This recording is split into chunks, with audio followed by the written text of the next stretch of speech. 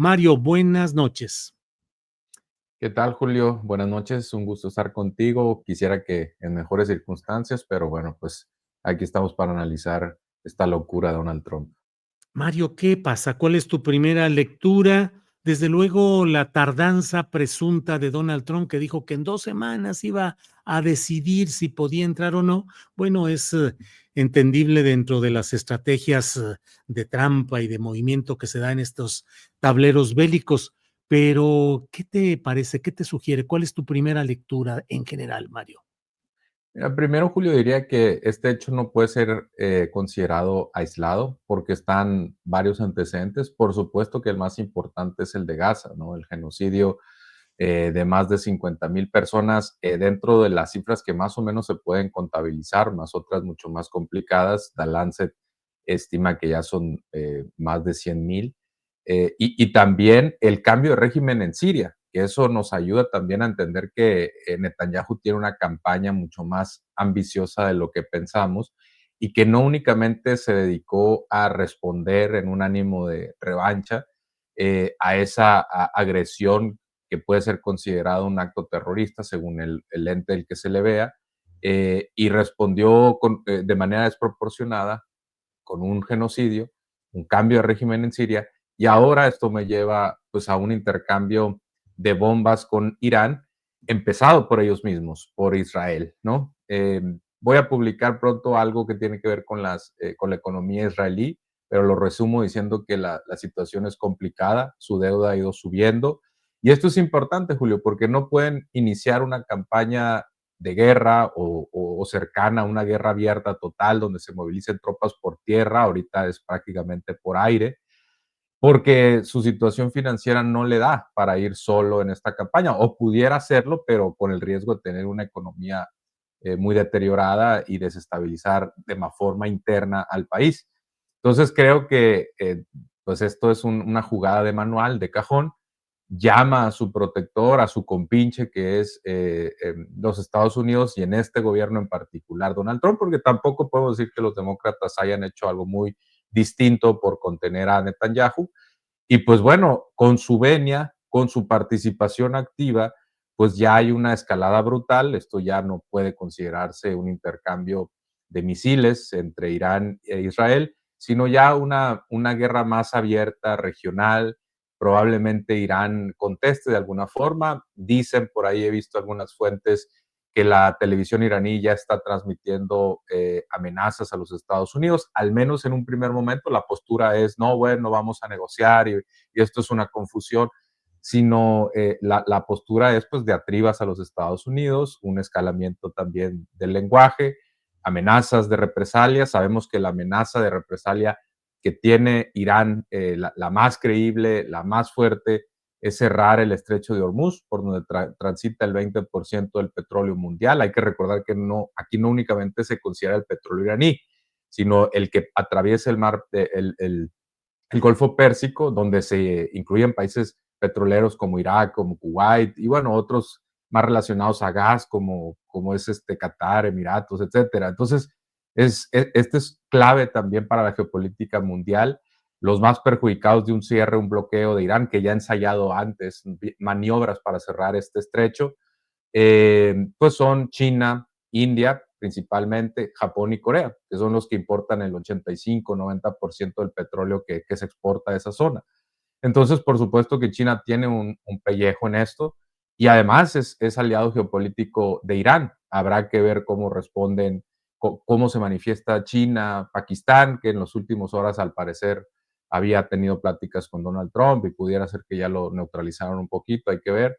Pero bueno, pues esto abre un conflicto ya mucho más abierto. Donald Trump emite un mensaje en la cadena nacional de Estados Unidos hace pues, cosa de una hora, donde dice que pues se limita a estas maniobras contra las instalaciones nucleares. El problema es que es difícil pensar que Irán se va a conformar con, vengan y bombardeenos nuestro territorio, nuestras instalaciones nucleares, que hay que decir que no necesariamente son las instalaciones que desarrollan armamento nuclear, porque también hay la producción de energía nuclear y están diferenciadas, son tipos de enriquecimiento del uranio distintos. Entonces, no necesariamente es que ya tuvieran un armamento nuclear listo para ser implementado, que eso me lleva a la última reflexión de esta participación, Julio, que lo que sí está demostrado es que Israel tiene un armamento nuclear. Es el único en esa región que tiene armas nucleares contabilizadas. Está también el antecedente de que Estados Unidos puso pues trabas a un pacto nuclear en la región. Entonces, creo que hay que preguntarnos realmente quién provocó esta guerra, ¿no? Si es Israel con Estados Unidos o si es Irán. Pero incluso si fuera Irán, pues hay que considerar que hay un antecedente pues, de agresiones, por supuesto, de un poderío militar de Israel acompañado de los Estados Unidos.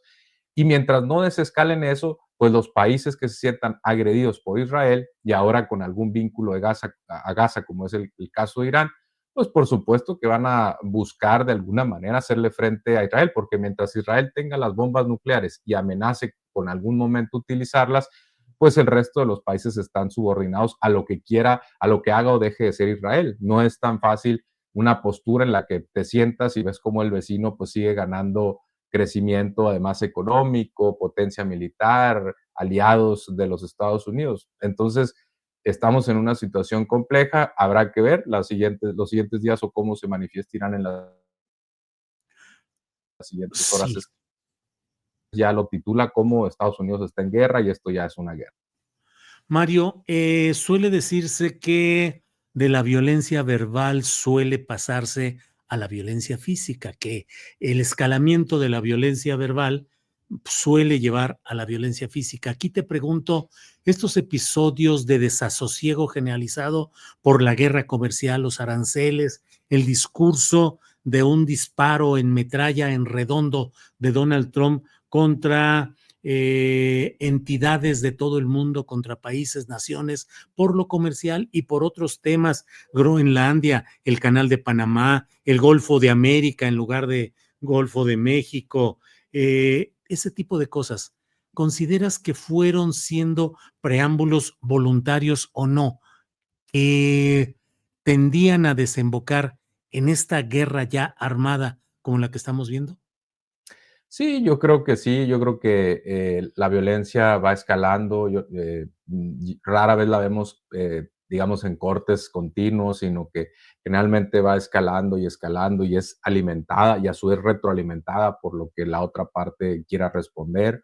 Hace apenas unos días, en el caso de Donald Trump, pues decía, tuiteaba o en su red social Truth, escribía rendición incondicional, ¿no? O sea, pues por supuesto que si tú eres el régimen iraní lo sientes como una amenaza directa. A ver, en las cadenas de Estados Unidos estaban hablando de cambio de régimen.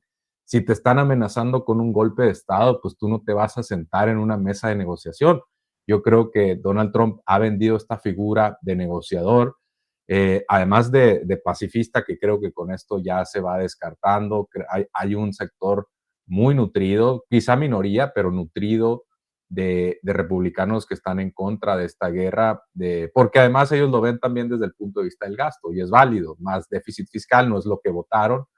Y pues bueno, ahora con esto Donald Trump está deshaciendo esa promesa y sí, la violencia ha ido escalando en estos episodios recientes, pero yo me atrevería también a decir antes, las formas de Donald Trump pues han sido muy atropelladas con aliados, con socios comerciales, que no es lo mismo, con rivales, enemigos. Hay que recordar también que China tiene, insisto, parte de pellejo en esto y China pues ha sido tradicionalmente más cercano a Irán y hay que ver también cómo reacciona, porque China pues hábilmente lo que hizo en las últimas horas fue movilizar algunos de sus portaaviones, acercar algunas fuerzas a Taiwán. Creo yo que lo utilizó como una forma de ayudarle a Irán, es una amenaza sutil. Si tú estás agrediendo a mis aliados, yo me voy acercando a mis objetivos propios. Pero bueno, de eso de que sea una amenaza a que ya empiece a agredir de forma más directa a Taiwán, habrá que verlo. Pero a lo que quiero llegar es que todo esto va abriendo un nuevo abanico de posibilidades de una geopolítica cambiante, envalentona también a los rivales. Hay que recordar el papel desastroso también de Donald Trump en el conflicto Rusia-Ucrania. Dijo que lo iba a resolver en 24 horas, creo que a la Fox, que dijo que iba a resolver el conflicto zapatista pues en breve tiempo y 15 pues no lo minutos. cumplió. No solamente lo cumplió, no lo cumplió, sino que probablemente lo agravó. Algunos dicen que empoderó a Putin, maltrató también a Zelensky, eso pues ya queda para cada quien analizar cómo va esa guerra escalando o desescalando. Creo yo que no ha hecho mucho Donald Trump. Y entonces, pues está haciendo una especie, quedando como una especie de charlatán, Julio, a mi forma de ver las cosas. Y Ujú. eso, contestando a tu pregunta directamente, esa violencia verbal que utiliza, esa amenaza constante, esos además giros y cambios constantes, impredecible, pues por supuesto que influye en los cálculos también. Y al empoderar a Netanyahu, a darle seguridades, certezas, pues por supuesto que se sienten más envalentonados para atacar y agredir. Hay que también considerar que es un rival menos fuerte, es una relación también asimétrica, como es México-Estados Unidos, en otra región, en otra dimensión, con otra historia, pero también es una relación asimétrica. Entonces, es de nuevo el abuso de poder y el bully atacando pues, al más débil. Es David contra Goliat, como lo quieren poner algunos, solamente que David en este caso es Irán, no es Israel, ¿no? Mario, ¿esto fortalece a Donald Trump? No sé, Julio, es una pregunta muy interesante, con efectos contradictorios. Yo no tengo la respuesta, al menos de momento. Hay que ver con el paso de los días. Siempre, por ejemplo, entrar a la Segunda Guerra Mundial era una opinión muy negativa, luego se da Pearl Harbor y cambia la opinión pública. Entonces no sabemos si alguna agresión a una embajada de Estados Unidos, algún secuestro, todo eso pues cambia mucho la opinión pública. Pero yo lo que siento en estos momentos y lo veíamos, por ejemplo, en la entrevista de uno de los principales rostros mediáticos del conservadurismo mediático allá, que es Carlton Tucker Carlson. Ujú. En la entrevista a Ted Cruz, yo creo que él representa mucho ese sentimiento de los republicanos de decir, a ver, nosotros no votamos por esto. Una es la razón que ella mencionaba, lo estrictamente económico y fiscal, que es por donde le puedes más dar al lado a los republicanos. Entonces yo creo que hay una división interna en el partido, a lo mejor siguen siendo minoría, muchos por cuestiones nacionalistas, aquellos que siempre les gusta la guerra y vencer, pues van a sentir algún tipo de estímulo para apoyar al presidente. Hay que recordar que cuando George Bush, pero también era un atentado, ahí sí, muy, muy poderoso, movilizaba muchos sentimientos y emociones como el atentado a las Torres Gemelas, se disparó su popularidad, ¿no? En este caso yo creo que es diferente, pero algún tipo de seguidor será galvanizado y creo que va a ganar ciertos círculos de los demócratas moderados, ojo, y de independientes. Pero va a perder también a mucha gente con esto. Con los migrantes le fue mal. Hay encuestas de opinión que revelan que el público no lo tomó bien, una buena parte, la mayoría no lo tomó bien. Y esta guerra pues va abonando a un sentimiento, creo yo, Julio, del votante estadounidense, del elector estadounidense, de sufrir ciertas decepciones y de sentir que no votó por este programa, ¿no? No votó por tantos aranceles. Sí votó cierto proteccionismo, pero no el caos que después creó Donald Trump. No votó por una desaceleración de la economía. No votó por guerras. Trump se vendía como el candidato de la paz y que iba, insisto, a resolver todos los conflictos y no está haciendo así y al contrario, en algunos casos los está agravando. Entonces creo que sí hay inconformidad y el tiempo dirá, conforme se vayan desarrollando los eventos, hay imponderables, si es capaz de retener algún tipo de aprobación. Pero yo creo que sí le afecta, no está dando los resultados que él había prometido y estamos a poco más de un año, menos de un año y medio de la elección intermedia y ahí podría perder el Congreso.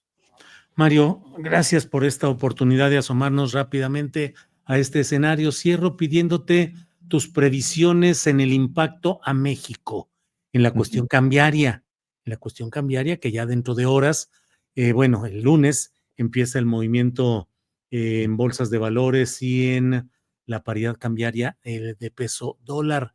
¿Cuál es el impacto para México? Nos, iba a decir, nos unce más al, al carro estadounidense, apretará más las fronteras en términos migratorios ante el temor de atentados terroristas, va a relegar a México a un segundo plano, nos asfixiará menos por estar metido allá o al contrario nos apretará más porque requiere que estemos más aherrojados a ese carruaje imperial, Mario. Sí, también otra pregunta difícil de contestar, Julio, porque hay varios efectos ahí encontrados. Por ejemplo, un presidente estadounidense rara vez le da la misma importancia a la política exterior y a la interior. Si hay un conflicto exterior o externo, empieza a darle más a eso y probablemente menos a la política doméstica, de seguridad, aranceles. Entonces ahí puede liberar cierta presión. También pone en una situación desde el punto de vista, si tú quieres, moral al gobierno, de qué tanto quiere estar cerca de Donald Trump en ser, no quiero decir cómplice, porque no somos cómplices, no estamos mandando armamento, personas, no, pero bueno, qué tan cercanos queremos estar de Estados Unidos y Donald Trump, no como aliados, porque no somos aliados, sino como socios comerciales, ¿no? Que son dos esferas distintas. Y bueno, ahí entendería que no cortáramos todo vínculo, pero bueno, pues yo creo que seguiremos como hasta ahora votando de manera, por ejemplo, independiente en las Naciones Unidas, muchas veces en contra de Estados Unidos, y está bien, creo que así debe ser, y tener pues mucho más cuidado de todo lo que huela a Donald Trump, porque en el resto del mundo yo creo que enfrenta mucho rechazo y México no quiere pues ser parte de eso. Entonces, y en torno a las variables macroeconómicas, el petróleo va a subir, eso es un hecho, ya ha venido subiendo desde $60 a comienzos de junio, ya está en 75 tirando 80, es un aumento de 25-30% en unos pocos días, va a seguir subiendo y eso probablemente encarezca las gasolinas en México y por otro lado a Pemex le sirve un poco porque el crudo lo exporta a mejor precio y probablemente si hay depreciación también le ayuda al barril de exportación. Creo yo que puede haber una depreciación, no creo que muy fuerte, porque no tiene que ver tanto con México, pero cuando hay un conflicto geopolítico fuerte, y como así puede parecer en estos momentos, hay un vuelo o un movimiento hacia lo que se llaman refugios financieros, el dólar es uno de ellos, la deuda del tesoro en Estados Unidos es otro, entonces típicamente a los mercados emergentes o a los países en desarrollo como es México, les afecta un poco con ciertas salidas de capitales, variando de acuerdo a la circunstancia de cada país, pero en este caso es difícil, pues, presumir que va a haber algún tipo de beneficio en el corto plazo para México, al contrario, y la demanda global, la macroeconomía del mundo, digamos, pues se va a deteriorar un poco, ¿no? Sí es difícil pensar que esto beneficie al mundo, al contrario, y en ese sentido, pues México siempre está expuesto a una desaceleración, a menor exportación de manufacturas, y puede afectar un poco, ¿no? Mario, pues te agradezco mucho esta oportunidad de platicar y estamos pues viendo qué sucede en todo esto hora tras hora, minuto tras minuto. Muchas gracias, Mario, a reserva de lo que desees agregar. Muchas gracias, Julio. Buenas noches y saludos a todos los que nos ven. Hasta pronto. Gracias.